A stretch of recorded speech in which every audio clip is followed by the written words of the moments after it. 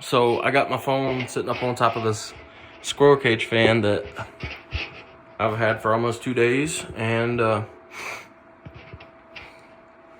I finally got that sucker working. So it'll start and it'll stop, and I don't know if that's got something to do with the way I wired it up.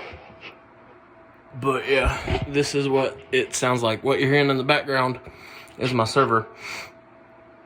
3, 2, 1. Cut on the power.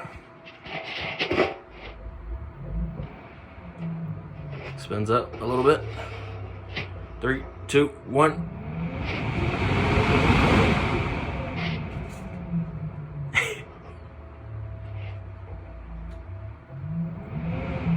Whew, that feels good. I wish it would stay on.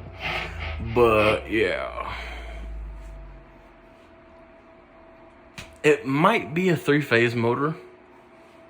And so I don't know if it's something to do with the way I got it wired up. But this bad boy right here puts out some air.